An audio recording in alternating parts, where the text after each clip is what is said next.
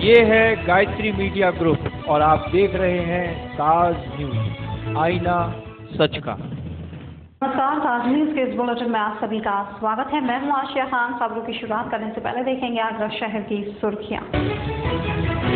नवागत SSP ने संभाला अपना पदभार, मीडिया से हुए रूबरू। क्राइम और ट्रैफिक कंट्रोल रहेगी प्राथमिकता, सुझाव भी मांगे।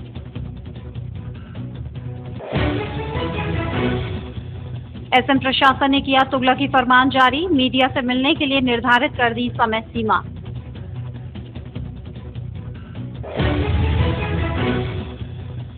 मूर्ति विसर्जन के लिए प्रशासन ने किए माकूल इंतजाम, तीनों घाटों पर बनाए बड़े बड़े गड्ढे, श्रद्धालुओं को नहीं होगी असुविधा। और कलयुगी बेटों ने दिखाई अमानवीयता की पराकाष्ठा, उपेक्षित मां ने भूख प्यास से तड़प तड़प कर दे दी जान। और अब खबरों पर डालेंगे विस्तार से नजर। आगरा जिले के एसएसपी राजेश टी मोदक की विदाई के बाद एसएसपी पद को लेकर चल रही गहमा गहमी उस वक्त समाप्त हो गई जब नोएडा से आए डॉक्टर रितेंद्र पाल ने वरिष्ठ पुलिस अधीक्षक पद को ज्वाइन कर लिया। जिसके बाद मीडिया से मुखातिब होते हुए उन्होंने जिले के लिए अपनी प्राथमिकता गिनाई और सुझाव भी मांगे। राजेश डी मोदक के तबादले के बाद वरिष्ठ पुलिस अधीक्षक के पद को लेकर चल रही गहमा गहमी पर दोपहर को उस वक्त विराम लग गया जब नोएडा से आए डॉक्टर रितेंद्र पाल ने पदभार ग्रहण कर लिया। जिसके तुरंत बाद पुलिस लाइन स्थित सभागार में मीडिया से मुखातिब हुए, जहां उन्होंने बताया कि उनका पूरा ध्यान क्राइम कंट्रोल पर रहेगा। इसके साथ आम जनता से पुलिस की दूरी को कम किया जाएगा और आगरा, जो कि एक टूरिस्ट प्लेस के नाम से भी जाना जाता है, यहां आने वाले पर्यटकों की सुरक्षा के लिए खास इंतजाम किए जाएंगे। और हाल ही में शमशाबाद में हुए बवाल के दौरान लोकल इंटेलिजेंस फेल होने के सवाल पर उनका कहना था कि अगर ऐसा है तो उनकी प्राथमिकता में ये भी होगा कि पुलिस की लोकल इंटेलिजेंस पूरी तरह सक्रिय रहे, जिससे ऐसी किसी भी स्थिति से समय रहते निपटा जा सके। समय है अब 3 दिन बाद ही बकरीद और गणेश प्रतिमा विसर्जन का भी त्यौहार चलेगा। इनिशियली वो हमारी प्राथमिकता रहेगी कि उनको हम सकुशल संपन्न करवाएं उन त्योहारों को, और उसके साथ साथ जो हमारी प्रधानी के चुनाव हैं, मेंबर्स के चुनाव हैं, जिला पंचायत के चुनाव हैं, उनकी भी डेट निर्धारित कर दी गई है। उन जो हमारी इलेक्शंस हैं उनको प्राथमिकता पे बिना किसी इशू के, बिना किसी इंसिडेंट के उनको सकुशल संपन्न करवाना हमारी इस समय की प्राथमिकता रहेगी। ओवरऑल जनपद के लिए अपराध की स्थिति को कंट्रोल में रखना, जो अपराध हुए हों उनको कायदे से प्रॉपर्ली वर्कआउट करना, ये हमारी प्राथमिकता रहेगी। और इसके अलावा कोई भी अगर लॉ एंड ऑर्डर की सिचुएशन होती है उसको जल्द से जल्द छोटे लेवल पे उसको हल करना, उसको कंट्रोल करना, ये प्राथमिकता रहेगी। और उसके अलावा जो हमारे जितने भी हमारे यहाँ के स्टेक होल्डर्स हैं, हमारे रेजिडेंट्स हैं, हमारा व्यापार मंडल है, स्टूडेंट्स हैं, एडवोकेट्स हैं, डॉक्टर्स हैं, या और जिन भी व्यवसायों में लोग हैं यहाँ पे, उनके साथ बेहतर इंटरेक्शन स्थापित करके और एक बेहतर पुलिस की इंटरेक्शन, ताकि उनकी क्या क्या समस्याएं हैं उसको हम अपने सामने ला सकें और फिर उन समस्याओं का निस्तारण कर पाएँ। काफ़ी बड़ा शहर है, काफ़ी बड़ा शहर होने के साथ साथ बहुत बड़ी यहाँ पे ट्रैफिक की समस्या भी रहती है। तो एक बेहतर ट्रैफिक मैनेजमेंट देने का प्रयास हम लोग सभी, हमारी टीम मिलकर करेगी। इन सभी चीज़ों को, इन सभी प्राथमिकताओं के अलावा एक जो और प्रोमिनेंट हमारी प्राथमिकता रहेगी सारी टीम की, वो रहेगी यहाँ जितने भी हमारे विश्वविख्यात मॉन्यूमेंट्स हैं, वर्ल्ड हेरिटेज साइट्स हैं, उनकी प्रॉपर सुरक्षा व्यवस्था, और उनमें ताकि किसी तरह के टूरिस्ट जो वहाँ पे आते हैं उनको कोई अव्यवस्था का सामना ना करना पड़े, कोई असुविधा ना हो, कोई असुरक्षा की भावना उनमें ना हो, वो हम इंश्योर करेंगे। सारी टीम इसको मिलकर इंश्योर करेगी। कई सारे इलाके ऐसे हैं जहाँ आवास वाले लोग रहते हैं, क्रिमिनल वाले कई सारी घटनाएं सामने आई है, तो उस पर अंकुश लगाने के लिए किस तरह का प्रयास किया जाए, जिससे लोकल इंटेलिजेंस जो है वो अब तक के लिए साबित हुई आगरा में घटना हो जाती है। उसके बाद में देखिए, किसी भी जगह में अगर कोई सेंसिटिविटी है, किसी तरह की क्रिमिनल सेंसिटिविटी, तो हमें 2002 बैच के 23 तटार आईपीएस अधिकारी डॉक्टर रितेंद्र पाल को आगरा का अनुभव पहले से ही है। वो अंडर ट्रेनिंग आईपीएस के दौरान सबसे पहले आगरा में रह चुके हैं, जिसके बाद वो ललितपुर, चित्रकूट, नोएडा सहित कई शहरों में बतौर कप्तान रह चुके हैं। जिसके अनुभव का लाभ उन्हें निश्चित ही मिलेगा। ईद उल जुहा को देखते हुए प्रशासन द्वारा माकूल इंतजाम न होने के कारण वजीरपुरा के बाशिंदों में रोष है, जहां पर फैली गंदगी और आवागखाई से लोगों का जीना मुश्किल हो गया है और प्रशासन है कि अभी तक अपनी नींद से नहीं जागा। ईद आने को है, सभी मुसलमान भाई अभी से ईद की तैयारियों में जुटे हैं। जगह जगह दुकानों पर खरीदारी करते नजर आ रहे हैं। मुसलमानों के इस त्योहार में कोई परेशानी सामने न आए, जिसके लिए प्रशासन के वरिष्ठ अधिकारियों ने सभी विभागों को अपनी व्यवस्था चाक चौबंद करने के निर्देश भी दिए थे, लेकिन शहर के वजीरपुरा क्षेत्र में वरिष्ठ अधिकारियों के आदेश का बिल्कुल भी पालन नहीं हो रहा। क्षेत्रीय लोगों का आरोप है कि ईद को कुछ ही दिन बचे हैं और पूरे क्षेत्र में बहुत गंदगी है और टोरंट पावर द्वारा जगह जगह सड़कें खोद दी गई हैं, जिससे आए दिन राहगीर चोटिल हो रहे हैं। साथ ही क्षेत्रीय लोगों ने नगर निगम के खिलाफ नाराजगी जताते हुए कहा कि नगर निगम द्वारा नालों की भी सफाई नहीं की गई है और पूरे क्षेत्र में गंदगी के लगे इस अंबार के बीच उन्हें अपना ईद का त्योहार मनाना पड़ेगा। द्वारा कुछ भी काम नहीं हो रहे हैं। हमने नगर निगम से शिकायत भी करी थी उसके अंदर कि यहाँ सफाइयों का ध्यान रखा जाए। बकरीद परसों ईद जो है करीब में है, लेकिन कोई सफाई नहीं है, पानी आ नहीं रहा है। अगर शिकायत भी करने जाते हैं जमादार से करें तो वो टाल मटोली करता है। मतलब कोई सफाई का ध्यान नहीं है और त्यौहार सर के ऊपर रखा हुआ है, कोई सुनवाई नहीं है। लाइट वगैरह तो अभी आपने देखा ही हुआ, टोरंटो ने खुदाई करी हुई है, कहीं गड्ढे खुदे हुए हैं, कहीं कुछ खुदा हुआ है, केबल डल रही है। उसमें भी हम कह रहे हैं कि इसको जब त्यौहार आने वाला है तो उसको गड्ढे भर दीजिए, उसकी भी कोई वो नहीं है। खरंजे वजह ऐसे ही सड़क खुद ही पड़ी हुई है उसके अंदर और जगह जगह आप ढेर लगा हुआ ढेर का सब ऐसे ही चल रहा है। सफाई नहीं होती है, बहुत गंदगी रहती है। हमारे यहाँ मस्जिद जोगियों वाले पे तो इतनी गंदगी है वो पूछो मत ही। सीवर चौक हो गए, सीवर भर हुए हैं और आने जाने वालों को परेशानी है। अब कल बकरे कटेंगे तो खून कैसे बहेगा, सब जगह इकट्ठा हो जाएगा। प्रशासन से कई बार कह चुके हैं, जमादार नहीं सुनते हैं, आगे कहते हैं हाँ करा देंगे, कल करा देंगे, बस ये कह के टाल जाते हैं। और मोदी साहब कहते हैं हम स्वच्छ भारत बनाएंगे, कहाँ है सफाई रखेंगे, कुछ भी नहीं है। अब कुछ भी तैयारी नहीं है, गंदगी का ढेर लगे पड़े हुए हैं। यहाँ तक कि नमाजियों को इतनी तकलीफ होती है मस्जिद से निकलने में, जिससे आपको तो हम बता नहीं सकते। जो भी है वो कूड़ा वहीं डाल कर जाता है और उससे कहते हैं ठेकेदार से, वो सुनता नहीं है जरा सी भी हमारी। सब अधिकारियों के सब आते हैं, सर्वे करके जाते हैं, मगर कोई इसके बाद पलट के नहीं देखते। शहर में चल रहे अतिक्रमण अभियान से व्यापारियों में तीखा आक्रोश है। व्यापारी नेताओं ने जिला प्रशासन के अभियान पर भेदभावपूर्ण रवैये के आरोप लगाए हैं और अब व्यापारियों को इस अभियान की वजह से आगामी त्योहारी सीजन भी बर्बाद होने की चिंता सता रही है। आगरा को स्मार्ट सिटी बनाने के लिए शहर भर में अतिक्रमण हटाओ अभियान चलाया जा रहा है। इस अभियान की वजह से सबसे ज्यादा परेशान शहर के व्यापारी हैं। इन व्यापारियों में खासकर ऐसे जो सैकड़ों वर्षों से पुराने आगरा की तंग गलियों में व्यापार चला रहे हैं। व्यापारी नेता बाकीलाल अग्रवाल एक ओर प्रशासन के इस कदम का तहे दिल से स्वागत करते हैं, तो दूसरी ओर अतिक्रमण अभियान में प्रशासन को दोहरी मानसिकता को लेकर व्यापारियों में रोष भी है। किनारी बाजार, दरीसी और रावतपाड़ा क्षेत्र में इस अभियान से व्यापारियों को खासा नुकसान भी हुआ है। नाली के ऊपर अतिक्रमण है और उसे दुकानदारों ने सुरक्षा से हटा लिया। उसके ऊपर 12 फुट की जो एक 3 सेट का मामला था, उन दुकानदारों को अभी तक ना तो कुछ पर्दा लगाने की अनुमति दी गई है और बारिश के अंदर उनकी दुकानों में पानी आ रहा है। एक तो ये अनुमति प्रदान की जाए। दूसरा, इस अतिक्रमण अभियान में व्यापारी बहुत बुरी तरीके से उजड़ चुका है। आगामी त्योहार पे इसका क्या असर देखा जाएगा? आगामी त्योहार पर मुझको तो नहीं लगता है कि पिछले 3 महीने से अब अतिक्रमण अभियान चल रहा है। व्यापारों की बहुत स्थिति खराब है।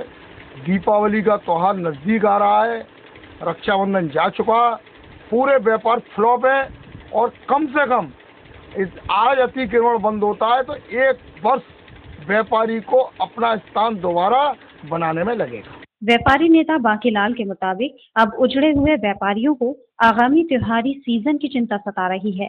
उनकी माने तो इस सदमे से उबरने में अभी व्यापारियों को पूरा 1 साल लगेगा। अतिक्रमण अभियान की वजह थोक व्यापारियों को भी करारा झटका लगा है। आगामी महीनों में नवरात्रि और दीपावली के त्योहार को लेकर अब व्यापारियों को चिंता सता रही है। बीते महीनों जिला महिला चिकित्सालय में मासूमों के साथ हुई घटनाओं के साथ अस्पताल प्रशासन अब चौकन्ना हो रहा है। मुख्य चिकित्सा अधीक्षिका ने सीएमओ को पत्र लिखकर सुरक्षा गार्ड के साथ सीसीटीवी कैमरों की भी मांग की है। गौरतलब है कि गायब हुई एक नवजात बच्ची का अभी तक कोई सुराग नहीं मिला है। सरकारी मशीनरी को शायद अनहोनी घटनाओं का ही इंतजार रहता है। लेडी लॉयल में बीते महीने 2 मासूमों को छात्रों द्वारा गायब कर दिया गया था। घटना के बाद अस्पताल प्रशासन सुरक्षा को लेकर सजग होता दिख रहा है। जिला महिला चिकित्सालय में हर रोज हजारों मरीज इलाज के लिए आते हैं। लेडी लॉयल में कई वर्षों से मरीज और तीमारदारों की सुरक्षा भगवान भरोसे चल रही थी। अब चिकित्सा अधीक्षिका ने सीएमओ को पत्र लिखकर सुरक्षा गार्ड तैनात करने की मांग की है। दारों की बहुत कमी थी, तो उस कमी को पूरा करने के लिए मैंने बहुत से जो इधर और मेल कर्मचारी थे, जैसे बेयर की पोस्ट पे, माली के पोस्ट पे, उन सबको भी मैंने चौकीदारी की पोस्ट पर लगा रखा है, जिससे कि सुरक्षा और बढ़े। सीसीटीवी लगा दिए हैं और अभी अनुबंध हो गया है सीएमओ ऑफिस में सिक्योरिटी का भी अनुबंध, वो टेंडर निकल गया है, तो मैंने वहाँ भी एक डिमांड भेजी है कि मुझे 4 सिक्योरिटी गार्ड मिल रहे। सिर्फ इतना ही नहीं, जल्द ही लेडी लॉयल परिसर में सीसीटीवी कैमरे भी लगाए जाएंगे। मरीज और तीमारदारों की सुरक्षा के लिए अस्पताल प्रशासन तीसरी आंख से निगरानी का रोड मैप तैयार कर चुका है। सीएमएस डॉक्टर बीना सक्सेना के मुताबिक सुरक्षा गार्ड न आने तक अन्य कर्मचारियों को सुरक्षा की जिम्मेदारी सौंप दी गई है। गौरतलब है कि बीते महीनों गायब हुई नवजात बच्ची का आज तक कोई सुराग नहीं लगा है। मीडिया को तीसरी आंख कहे या लोकतंत्र का चौथा स्तंभ, पर ऐसा प्रशासन के लिए मीडिया की कोई अहमियत नहीं है। मेडिकल कॉलेज की करतूतें मीडिया में उजागर होने के बाद अब कॉलेज प्राचार्य ने सुधार के बजाय तुगलकी फरमान ही सुना दिया। अब निर्धारित समय में ही मीडिया ऐसा प्रशासन से रूबरू होगी और वो भी उनकी मर्जी पर चलेगा। ऐसे मेडिकल कॉलेज में मरीजों और तीमारदारों की भला कौन सुनेगा? यहाँ मीडिया तक की सुनने वाला कोई नहीं है। कॉलेज में मरीजों के साथ होने वाली समस्याओं के उजागर होने से प्रशासन में हड़कंप मच गया है। मेडिकल कॉलेज प्राचार्य ने खींच उतारते हुए मीडिया के लिए तुगलकी फरमान जारी कर दिया। अब मीडिया के पत्रकार बंधु कॉलेज प्राचार्य से सिर्फ निर्धारित समय में ही मिल सकेंगे। कॉलेज प्राचार्य ने बाकायदा फरमान जारी कर कार्यालय के बाहर चस्पा करा दिया है। पत्रकारों से मिलने के लिए प्रिंसिपल ने सिर्फ 30 मिनट का समय निर्धारित किया है। हैरत की बात तो यह है कि निर्धारित समय में भी प्राचार्य से मिलना उनकी मर्जी पर निर्भर करेगा। मेडिकल कॉलेज की अव्यवस्थाएं किसी से छुपी नहीं है। बीते महीनों लापरवाही से 3 बच्चों की मौत की खबर प्रसारित होने के बाद मुख्यमंत्री ने कार्रवाई की थी। अब कॉलेज की हकीकत उजागर करने वाली समाज की तीसरी आंख पर कॉलेज प्रशासन गुस्सा उतार रहा है। लोकतंत्र के चौथे स्तंभ को कॉलेज प्रशासन खुलेआम ठेंगा दिखा रहा है। आगरा के माननीयों की तनातनी भाजपा के मिशन 2017 के साथ पंचायत चुनाव को भी पलीता लगा सकती है। कभी मंत्री महोदय अपनी आवाज पर पंचायत चुनाव के आवेदन लेते हैं तो कभी दूसरे माननीय भी ऐसा ही करते हैं। हैरत की बात तो यह है कि 2 बड़ों की लड़ाई में संगठन के कार्यकर्ता और पदाधिकारी चक्की के पाट में पिस रहे हैं। भाजपा के राष्ट्रीय अध्यक्ष अमित शाह और पीएम मोदी के सपनों को आगरा के 2 माननीय जमकर पलीता लगा रहे हैं। केंद्रीय राज्य मंत्री और सांसद के बीच की रार अब खुलकर सामने आ गई है। भाजपा का ये महाभारत इन दोनों सुर्खियां बना हुआ है। हैरत की बात तो यह है कि संगठन के पदाधिकारी माननीयों की लड़ाई में बीच में पिस रहे हैं। मिशन 2017 फतेह की तैयारी से पहले ही संगठन में गुटबाजी चरम पर पहुंच गई है। बीते दिनों जिला जेल पर हुई घटना के बाद लड़ाई को अब जातीय रंग दिया जा रहा है। सांसद बाबूलाल पर आरोप लगाने वाले ऋषि उपाध्याय के समर्थन में मंत्री ने मोर्चा खोल दिया है। जिला पंचायत चुनाव में पार्टी की ये गुटबाजी कमल की पंखुड़ियों को मुरझा सकती है। आगरा की ये लड़ाई पार्टी हाईकमान तक पहुंचने के बाद भी थमने का नाम नहीं ले रही है। अब देखना ये होगा कि पंचायत चुनाव में पार्टी की ये रार कहीं प्रत्याशियों के लिए मुसीबत न बन जाए। राष्ट्रीय लोकदल के समर्थन के बिना निश्चित नहीं हो सकेगा जिला पंचायत अध्यक्ष। ये दावा है पार्टी के जिलाध्यक्ष ब्रजेश चाहर का, जिन्होंने लगभग सभी वार्ड पर अपने प्रत्याशी उतारने का ऐलान किया है। रालोद नेताओं की माने तो चुनाव लड़ने के लिए उनके पास रोजाना दर्जनों आवेदन आ रहे हैं, जिनमें से दमदार और जिताऊ उम्मीदवार को पार्टी हरी झंडी देगी। त्रिस्तरीय चुनाव की अधिसूचना के जारी होते ही राष्ट्रीय लोकदल पार्टी पूरी तरह से हरकत में आ गई है, जिसके नेता से लेकर पदाधिकारियों तक ने मोर्चा संभाल लिया है। दरअसल ये चुनाव ग्रामीण अंचल से जुड़ा हुआ है, जबकि राष्ट्रीय लोकदल का मुख्य आधार ग्रामीण क्षेत्रों में ही है, जिसका लाभ मिलने की बात कहते हुए रालोद के जिलाध्यक्ष खासे उत्साहित दिखे, जिन्होंने बताया कि पार्टी में उम्मीदवारों के चयन को लेकर चिंतन चल रहा है। एक वार्ड पर दर्जनों आवेदन प्राप्त हो रहे हैं। चयन समिति के साथ बैठकर जिन पर सहमति बनाई जाएगी। ये कहना बहुत जल्दबाजी होगी कि हम इतनी सीटों पर चुनाव जीत रहे हैं, लेकिन हमारे कार्यकर्ता और हमारे जो सहयोगी और हमारे पार्टी के नेता हैं, जिन लोगों ने अब इस चुनाव में अपने पूर्ण रूप से कमर कस ली है और क्षेत्र में जा रहे हैं, लोगों से संपर्क में हैं और उम्मीदवारों ने अपना अलग जगाना बहुत तेज़ी के साथ शुरू किया है, उससे हमें लगता है कि बहुत अच्छे स्तर पर हमारे जिला पंचायत के सदस्य आएंगे और जिला पंचायत अध्यक्ष बिना राष्ट्रीय लोकदल के किसी का नहीं बनेगा। रालोद नेताओं की माने तो कई वार्ड ऐसे भी हैं जहां 100% जाट मतदाताओं का बोलबाला है, तो कई वार्डों में वो बहुतायत में है, जिससे उनका उत्साह काफी बढ़ा हुआ है। उनका कहना है कि इस स्थिति में वहां उम्मीदवारों की पहली पसंद रालोद ही बना हुआ है। जिलाध्यक्ष ब्रजेश चाहर ने तो यहां तक दावा कर दिया कि चुनाव के बाद बिना रालोद की दखल के अगला जिला पंचायत अध्यक्ष तय कर पाना मुश्किल होगा। बसपा मुखिया मायावती की सीबीआई जांच कराए जाने से बसपाइयों का चढ़ा पारा, जिन्होंने इसे सत्ता का दुरुपयोग करार दिया। उनके मुताबिक केंद्र सरकार ने मुलायम सिंह के बाद बसपा प्रमुख को दबाव में लेने के लिए ये कार्रवाई की है। बहुजन समाज पार्टी जिसकी घोर निंदा करती है, उन्होंने ऐलान किया है हर बार की तरह इस बार भी उनकी नेता बेदाग साबित होंगे। बहुजन समाज पार्टी की नेता मायावती एक बार फिर सीबीआई के निशाने पर हैं, जिनसे एनएचआरएम घोटाले को लेकर एक बार फिर पूछताछ की जा सकती है। सीबीआई द्वारा जांच की बात खुलकर सामने आ जाने से बसपाइयों का पारा 7वें आसमान पर है, जो इसके लिए केंद्र सरकार को कोसते नहीं थक रहे। नीले खेमे के सिपाह सालारों का मानना है कि मोदी सरकार ऐसा कर सत्ता का दुरुपयोग कर रही है। दरअसल यादव सिंह की कारगुजारियों में बसपाई संरक्षण की आशंका किसी से छिपी नहीं है। ऐसे में कहा यह जा रहा है कि एनएचआरएम घोटाले से आया पैसा यादव सिंह के जरिए नोएडा और अन्य जगहों पर निवेश किया गया है। लिहाजा इस प्रकरण में बसपा मुखिया की भूमिका की जांच अब सीबीआई करेगी। बसपाइयों को यह खबर बिल्कुल भी रास नहीं आ रही है, जो इसके लिए केंद्र सरकार से काफी खफा है और उसे कोसने में कोई कसर नहीं छोड़ रहे। गौरतलब है कि मायावती के सीबीआई की जद में आने का ये कोई पहला मामला नहीं है। इससे पहले भी कई बार उन पर सीबीआई की तलवार लटकती रही है, फिर चाहे वो ताज कॉरिडोर घोटाला हो या आय से अधिक संपत्ति का मामला, पर हर बार मायावती को क्लीन चिट मिली और विरोधियों को मुंह की खानी पड़ी। लेकिन इस बार भी ऐसा ही होगा। इस बात को लेकर खुद मायावती भी सशंकित लग रही हैं, जो एनएचआरएम घोटाले में हुए अरबों रुपए के गबन की बात से चाहकर भी इनकार नहीं कर पाएंगी। फिलहाल यहाँ रुकेंगे एक छोटे से ब्रेक के लिए।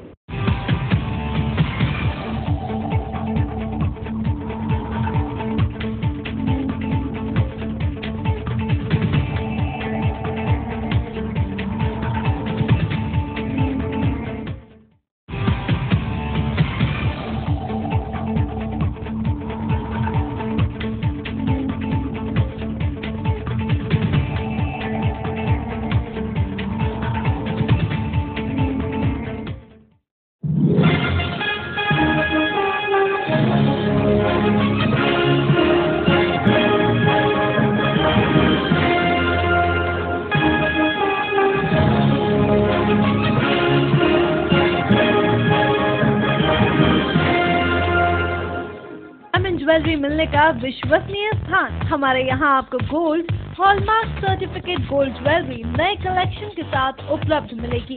संपर्क करें Shri Balaji jewellers, fortune tower near Kargil petrol pump, Agra. Phone number 9719333563 और 9759333992। श्री बालाजी ज्वेलरी, दुल्हन की jewellery, AD jewellery, artificial bangles, chain व सभी प्रकार के सेट यहाँ पर उपलब्ध है, तो तुरंत संपर्क करें 21 सुपर बाजार, कारगिल पेट्रोल पंप के पीछे, आगरा। फोन नंबर 9358464218 और 8865911110।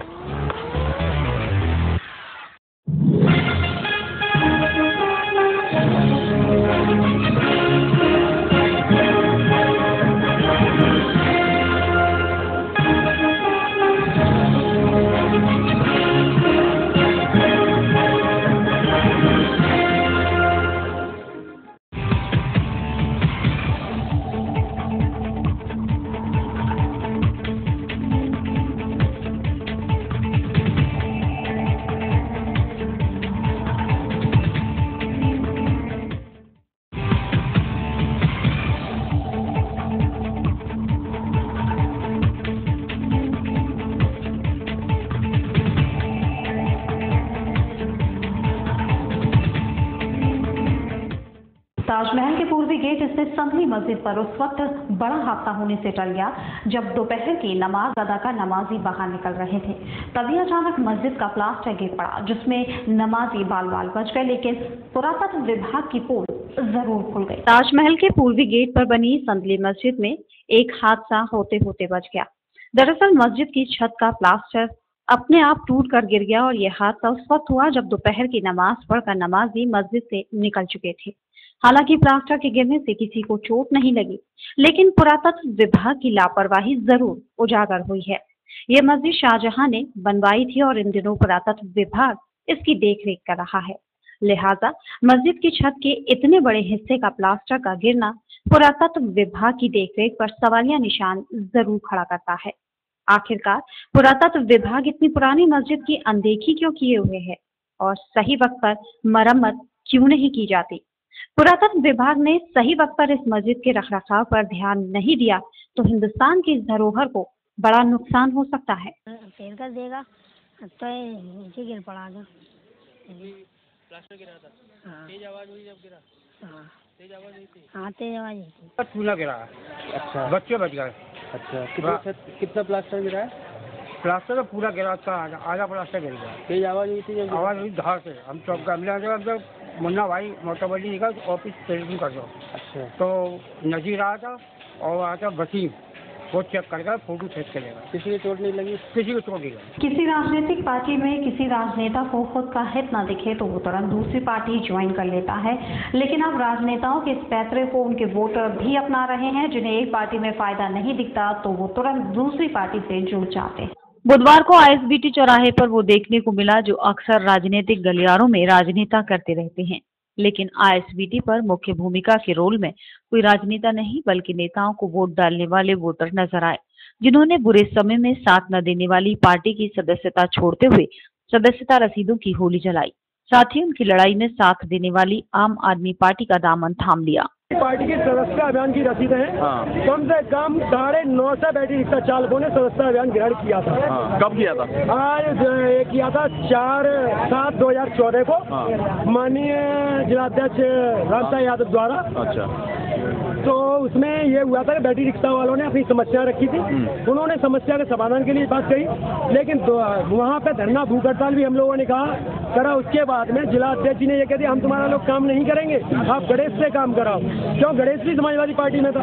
जब दोनों ने हमारा काम करना बंद कर दिया और भूख हड़ताल से हमें हटा दिया, वहाँ से हटने के बाद अब हम रसीदों के साथ क्या करने वाले हैं? इन्हें रसीदों को सदस्यता अभियान को समाजवादी को पार्टी को छोड़ करके हम सभी लोग आम आदमी पार्टी के साथ रामसाई यादव। अच्छा। और उन्होंने ये कहा था हमें सदस्य बनाया था कि आपके बैटरी रिक्शा चलवाएंगे। अच्छा। इसलिए हमें वो रसीदें दी।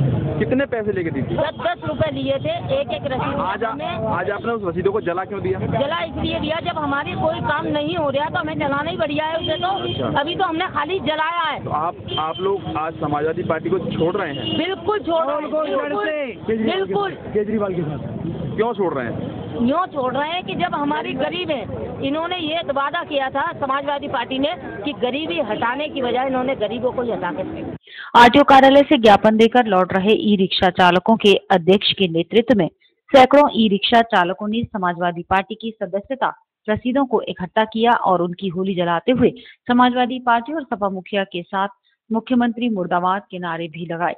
ई रिक्शा एसोसिएशन अध्यक्ष ने बताया कि सपा जिला अध्यक्ष ने ई रिक्शा चालकों को प्रशासन से राहत देने का आश्वासन दिया था और इसी आश्वासन के भरोसे एसोसिएशन के अध्यक्ष के नेतृत्व में सैकड़ों ई रिक्शा चालक समाजवादी पार्टी से जुड़े थे और चुनावों के समय पूरा सहयोग देने का वादा किया था। लेकिन अब सपा जिलाध्यक्ष अपने वादे से मुकर रहे हैं और जब कोई राजनीतिक पार्टी का जिलाध्यक्ष अपने वादे से पीछे हटकर ई रिक्शा चालकों का साथ छोड़ रहा है तो ई रिक्शा चालक भी ऐसी पार्टी की सदस्यता स्वीकार नहीं करते। वो उसी पार्टी को अपना समर्थन देंगे जो बुरे समय में उनका साथ देगी। दक्षिणांचल विद्युत वितरण खंड के सिकंदरा विद्युत कार्यालय पर उत्तर प्रदेश बिजली कर्मचारी संघ ने अपनी मांगों को लेकर धरना दिया। कर्मचारी संघ उपाध्यक्ष ने बताया कि कर्मचारी संघ लंबे समय से अपनी मांगों के लिए आवाज उठा रहा है, लेकिन बिजली विभाग हर बार इसकी अनसुनी कर गहरी नींद सो रहा है, जिसे जगाने के लिए कर्मचारी संघ ने अलग अलग कार्यालयों पर अलग अलग तिथियों पर लगातार धरने प्रदर्शन किए। बुधवार को सिकंदरा दक्षिणांचल विद्युत कार्यालय पर उत्तर प्रदेश बिजली कर्मचारी संघ ने धरना प्रदर्शन किया और लंबे समय से लंबित पड़ी अपने मांगों को एक बार फिर उठाया। कर्मचारी संघ के अनुसार सिकंदरा बिजली कार्यालय पर एक दिन का ये धरना आने वाले दिनों में चलने वाले आंदोलन की शुरुआत है। इसके बाद उत्तर प्रदेश बिजली कर्मचारी संघ इस आंदोलन को लगातार चलाते रहेंगे और बिजली विभाग के हर कार्यालय पर अलग अलग दिन प्रदर्शन करेंगे और अपनी मांगों को मनवाने का हर संभव प्रयास करेंगे। पर ऐसा है कि विगत कई वर्षों से कर्मचारियों की जो समस्याएं उनका समाधान किसी स्तर पर नहीं हो रहा, इसलिए दक्षिणांचल कमेटी ने सर्वसम्मति से ये निर्णय लिया कि चरणबद्ध तरीके से हमें आंदोलन करना पड़ेगा, तभी कुछ सुनवाई होगी।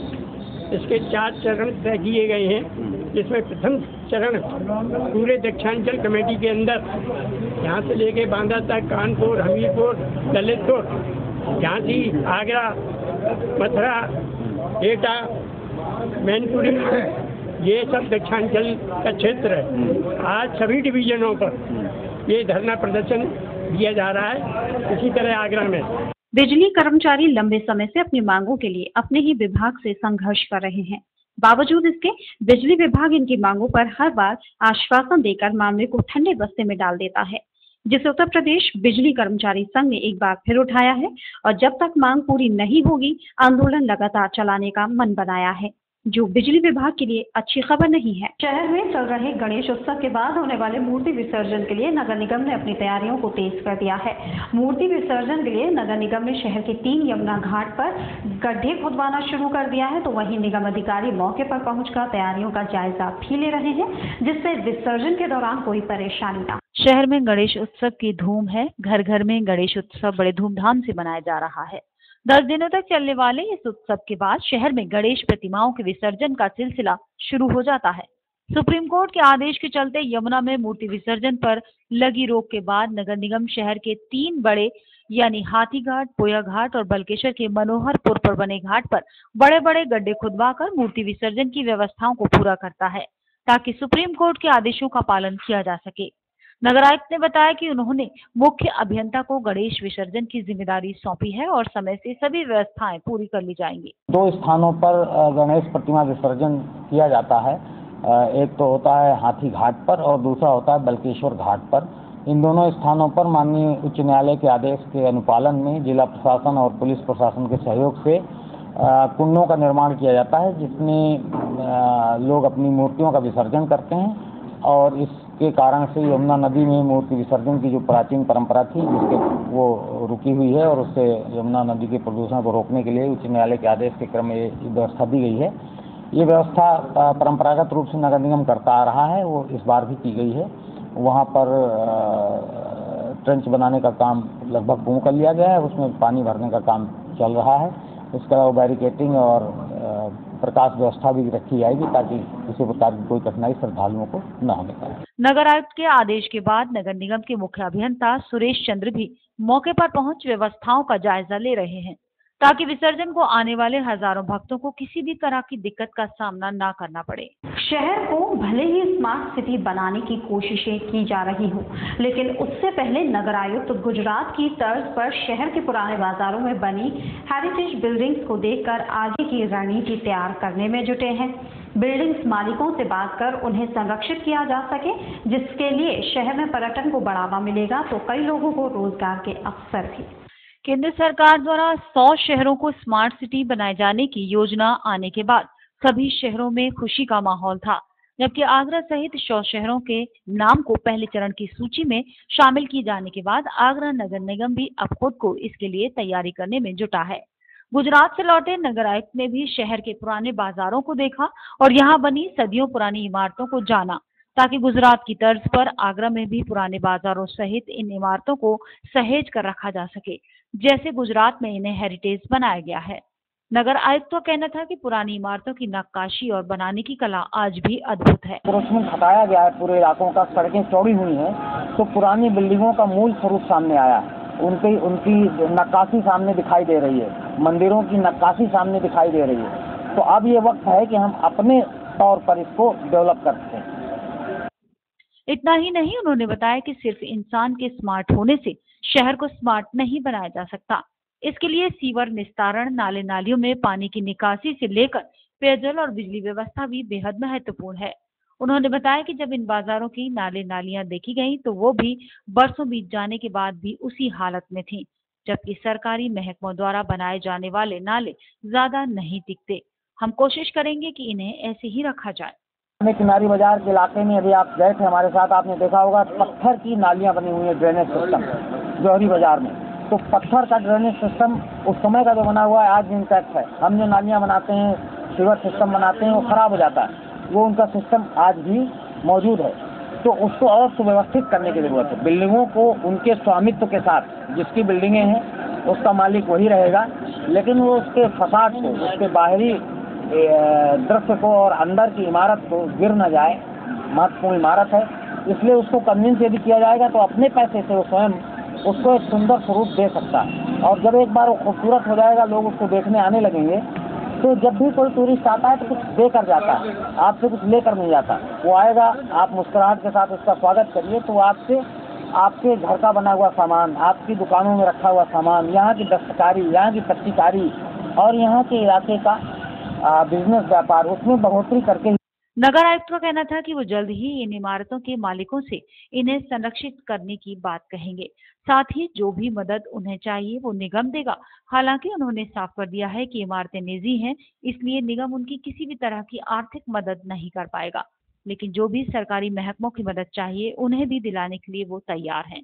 अगर सब कुछ ठीक रहा तो आगरा भी हेरिटेज इमारतों को संरक्षित करने में पीछे नहीं रहेगा। आगामी दिनों में होने वाले हिंदू समुदाय के गणेश विसर्जन और मुस्लिम समुदाय के ईद के त्योहार को देखते हुए प्रशासन ने फिलहाल निगम और एडीए के तोड़फोड़ अभियान पर ब्रेक लगा दिया है, जिसके बाद ये सभी अभियान अब 27 सितंबर के बाद ही चलेगा। आगामी दिनों में हिंदुओं के प्रथम देवता यानी गणेश भगवान के गणेश उत्सव की पूरे शहर में धूम है, तो वहीं ईद को लेकर मुस्लिम समाज के लोग भी तैयारियों में जुटे हैं। एक साथ होने वाले इन दोनों आयोजनों को देखते हुए प्रशासन ने फिलहाल नगर निगम के अतिक्रमण अभियान और एडी के डूब क्षेत्र में होने वाले ध्वस्तीकरण की कार्रवाई पर ब्रेक लगा दिया है, ताकि इन धार्मिक आयोजनों में किसी तरह की कोई दिक्कत न हो।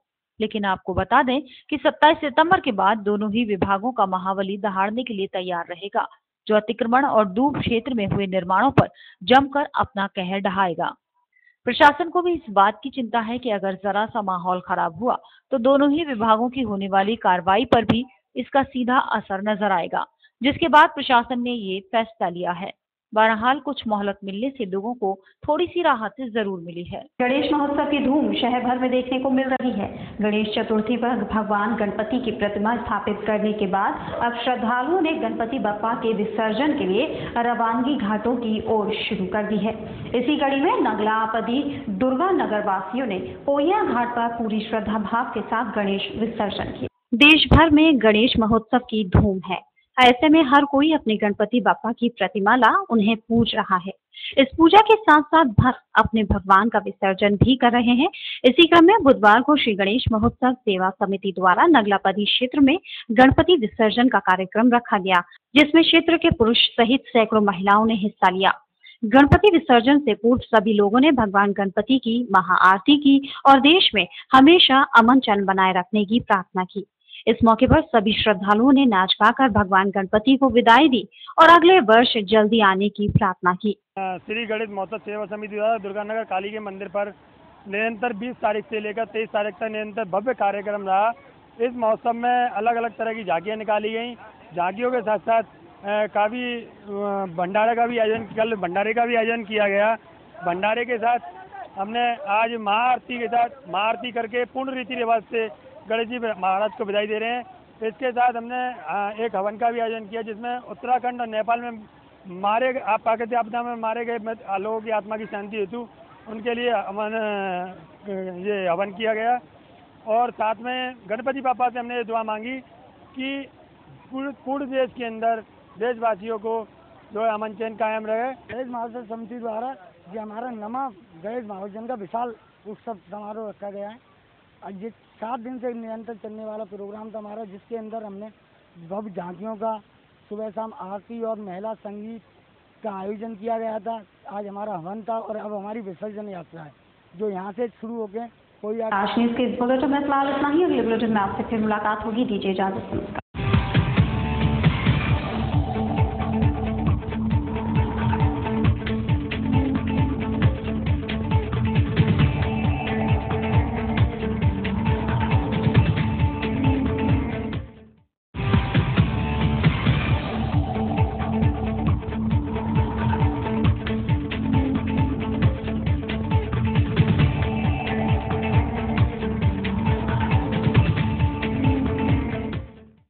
ये है गायत्री मीडिया ग्रुप और आप देख रहे हैं ताज न्यूज़, आईना सच का।